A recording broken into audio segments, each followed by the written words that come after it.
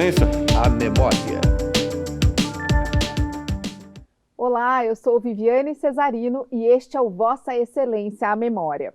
Se hoje São Paulo para num feriado municipal para a consciência negra, é porque lá atrás alguém propôs um projeto de lei que foi aprovado aqui no plenário. E quando um vereador levanta esta bandeira, carrega muitas outras pautas juntas, como as ligadas aos direitos humanos e à cidadania. Estamos falando de quem dizia sempre: eu tenho pouca verba, mas tenho muita criatividade. Em 2 temporadas aqui na Câmara Municipal, Ítalo Cardoso foi vereador de 89 a 2003. Saiu para ser deputado estadual e voltou em 2009. Ex-metalúrgico e ex-presidente do PT, ele conta toda a sua experiência aqui no Legislativo paulistano a partir de agora. Muito obrigada pela presença do senhor aqui no Vossa Excelência a Memória. Como é que é voltar nessa casa depois de uma maioridade, 18 anos de Câmara? Voltar aqui em termos, porque eu nunca saio daqui. Eu moro no bairro da Bela Vista e toda a minha atividade política, o central da minha atividade política está aqui nessa região. Então, eu sempre estou nesta casa. Eu quero agradecer a você, agradeço na pessoa do presidente Milton Leite, aos vereadores desta casa, e quero saudar também os funcionários com quem ainda tenho uma relação muito boa no cotidiano, inclusive. O senhor estava contando para a gente, antes de começar, vou contar para os nossos telespectadores, que essa casa faz parte, é muito importante porque faz parte da sua vida. Sim, eu cheguei nesta casa na eleição da prefeita Erundina, em 1988, onde o PT ganhou a eleição na cidade de São Paulo. E um detalhe é que quando eu entrei aqui, no dia da posse, eu descobri que eu não sabia dar nó na gravata. E descobriu assim em cima da hora. E o vice-prefeito de então, Luiz Eduardo Greenhalgh, foi quem deu nó na minha gravata e que eu durante 6 meses só afrouxava um pouquinho, porque se eu desmanchasse eu não saberia fazer novamente. Tamanha... E era obrigatória para entrar aqui. Era obrigatória. Tamanha a minha familiaridade com esse mundo, né? Eu vinha do movimento sindical, eu fui diretor do Sindicato dos Químicos de São Paulo, fui da executiva da CUT estadual e desse trabalho, né, que surgiu o debate no meio operário de lançar um candidato a vereador que estivesse intimamente ligado com o sindicato, com a Central Única dos Trabalhadores, e daí surgiu a ideia de lançar o meu nome. E daí eu fui eleito já na primeira tentativa, com 13.747 votos. Por isso que o senhor dizia sempre que não tinha muita verba, mas tinha criatividade. Exatamente, porque chegando aqui eu tive que descobrir qual era o papel de um vereador que tinha toda a ligação com o movimento operário. E esta casa, fora o funcionalismo público, ela não trata de assuntos ligados à dinâmica, às pautas do mundo operário. Então eu tive que me redescobrir aqui, eu tive que me reinventar, né? Mas não precisou muito tempo para que eu já achasse aqui um caminho e logo de cara eu já comecei a lidar com a questão da saúde do trabalhador, né? É um tema muito interessante também para a categoria, para os trabalhadores e principalmente para os trabalhadores da indústria química, que lidam muito com remédios, com produtos contaminantes. Então logo achei aqui um veio para tratar do meu mandato e esse foi o primeiro tema que eu tratei aqui, que foi a questão da saúde do trabalhador. Teve também um tema bacana que o senhor disciplinou o transporte das cargas perigosas, um projeto de lei bem importante. Sim, foi um projeto que passou por esta casa, foi aprovado, foi implantado por conta de que a gente todo dia via na televisão e ainda vê que tombou caminhão com agrotóxico, tombou caminhão e você não sabia no primeiro momento o que é que estava sendo transportado. Quando a Defesa Civil, os bombeiros chegavam, aí que teriam que descobrir qual foi aquele produto. Então, além de ter disciplinado o horário para que esses caminhões, essas cargas transitassem na cidade, obrigava também ter uma informação muito clara de qual era o produto e qual era o que deveria se fazer para neutralizar esse produto. Vês que muitas vezes esses acidentes se dão nas beiras dos rios Pinheiros e Tietê, e parte desta carga às vezes vazava para dentro dos rios, contaminando mais ainda o Rio Pinheiros e o Rio Tietê. Então foi uma proposta que deu bastante debate aqui, mas felizmente aprovada com êxito. Isso que eu ia perguntar para o senhor, um ex-metalúrgico chegando aqui, o senhor disse que tinha dificuldade até para fazer o nó da gravata e para tramitar os projetos aqui dentro. Como é que era naquela época? Porque as ideias o senhor tinha. E depois a gente vai até entrar nessa pauta dos direitos humanos, que o senhor combateu muito aqui dentro. Sim. Tinha a questão do racismo, Sim. E várias outras, né, que eram novidade para aquela época. Sim. E como é que o senhor fazia aqui dentro? Bom, a primeira coisa, quando um vereador chega nesta casa, ele tem que montar uma equipe. Um vereador sozinho, ele não consegue fazer nada aqui. Então, eu fui feliz quando montei já de cara o meu time, o time da minha assessoria. Pessoas competentes, além de que um diálogo constante com a sociedade civil. Então, cada tema que eu ia tratar, eu antes dialogava muito, a minha assessoria dialogava muito com a sociedade civil para entender qual era a necessidade real desse setor que eu estaria tentando representar aqui com propostas de lei ou mesmo nas minhas intervenções de plenário.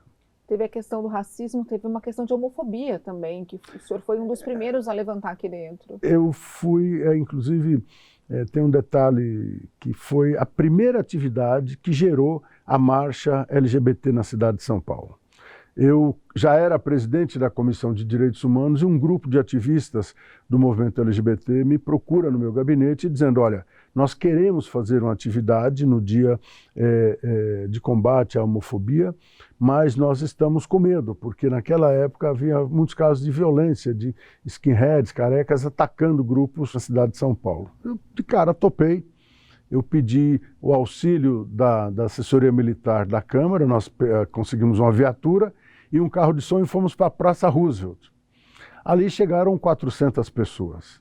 Eles saíram maravilhados, porque conseguiram fazer a manifestação, conseguiram se colocar para a sociedade sem que tivesse a violência presente. Então, daquele ato é que surgiram os outros, as outras manifestações e chegou nessa enormidade que é hoje a parada LGBT. Teve também uma questão que o senhor levantou aqui dentro de começar o debate de criminalizar a homofobia também. Exatamente, foi aqui. Já em 90, eu sei que você vai me perguntar, mas eu preciso explicar a lógica. O caminho todo. Em 1990, foi aprovada aqui na cidade de São Paulo a CPI das ossadas de perus. No dia 4 de setembro de 1990, a prefeita de então, Luiz Erundina, ordenou a abertura de uma vala que existia no cemitério Dom Bosco, em Perus, que há muito se sabia que era uma vala clandestina, que para lá foram direcionados ativistas políticos mortos durante a ditadura militar, nesse cemitério criado na gestão de Paulo Maluf. E então a prefeita Luiz Erundina, num ato de coragem... A Tereza Lajolo contou isso pra gente. E a Tereza deve ter falado isso com muita propriedade, porque ela foi a relatora, ela foi a secretária dessa CPI. Foi uma CPI duríssima. Essa CPI foi instaurada em 1990. Logo em seguida, na semana seguinte da abertura da vala, instalou aqui essa CPI.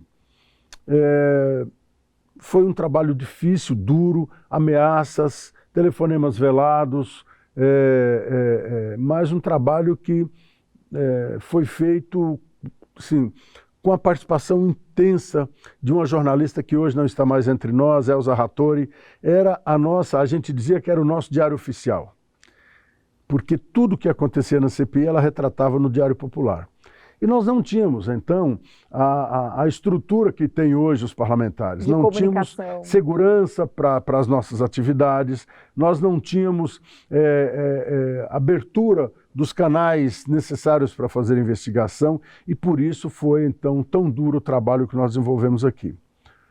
Até hoje, essas ossadas ainda estão sendo acompanhadas pelo CAAF, que é o Centro de Antropologia Forense, criado na Unifesp, basicamente por conta desse trabalho, dessas ossadas e da demora de elucidar quem eram aquelas pessoas que estavam naquelas 1.049 ossadas encontradas naquele cemitério. Então, até hoje, ainda se espera um esclarecimento total e definitivo da origem de quem eram aquelas pessoas que foram encontradas ali. Muito bem.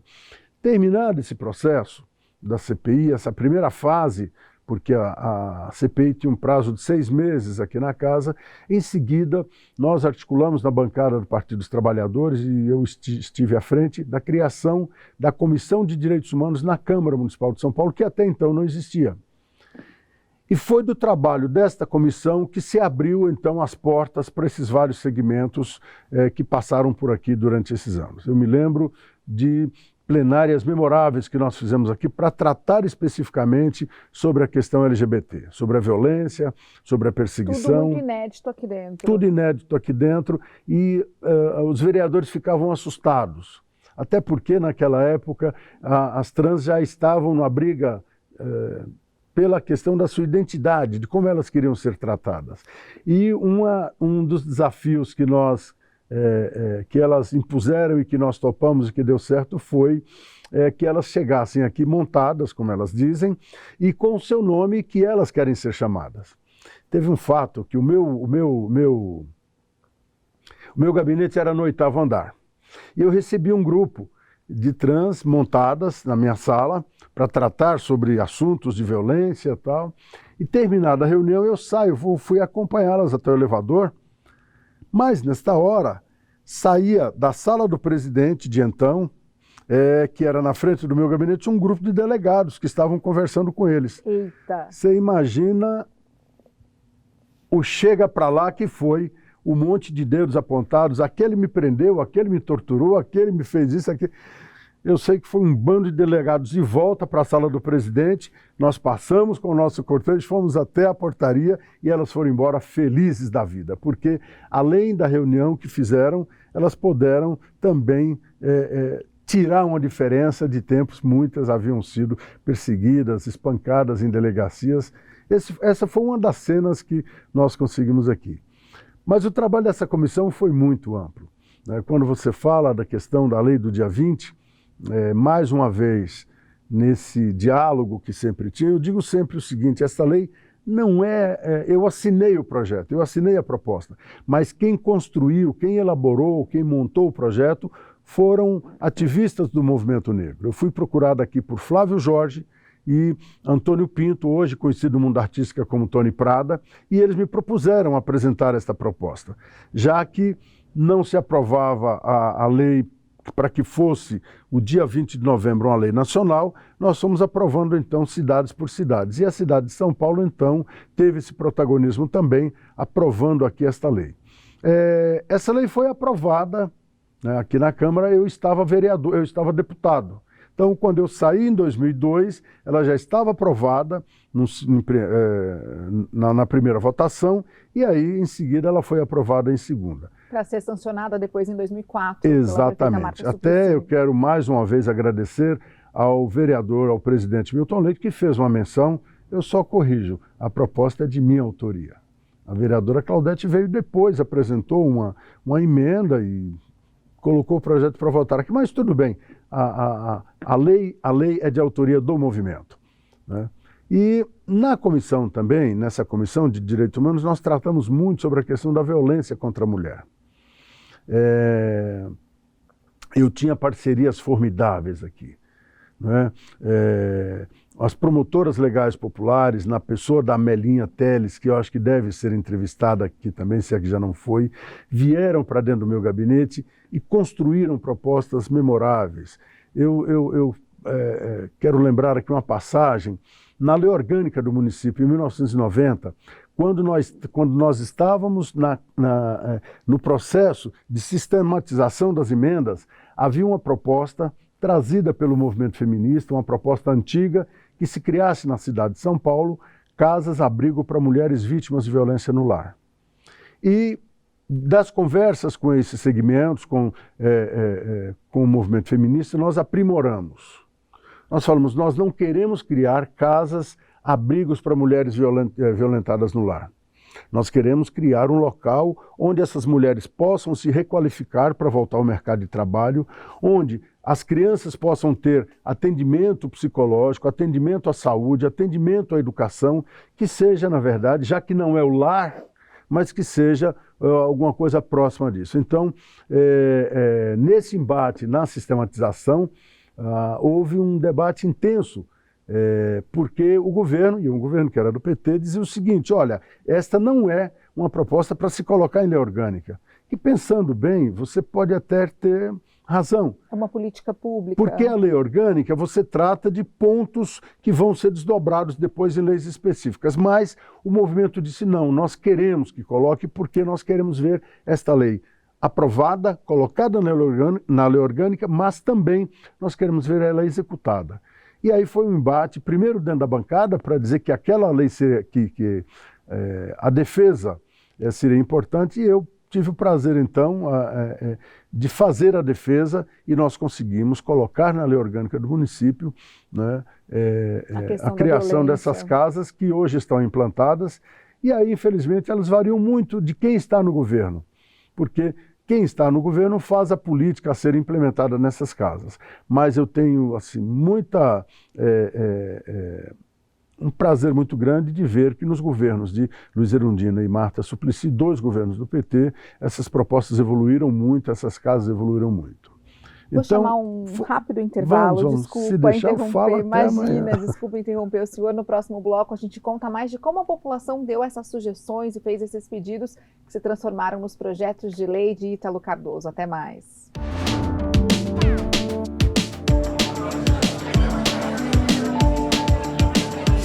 Vossa Excelência, a memória.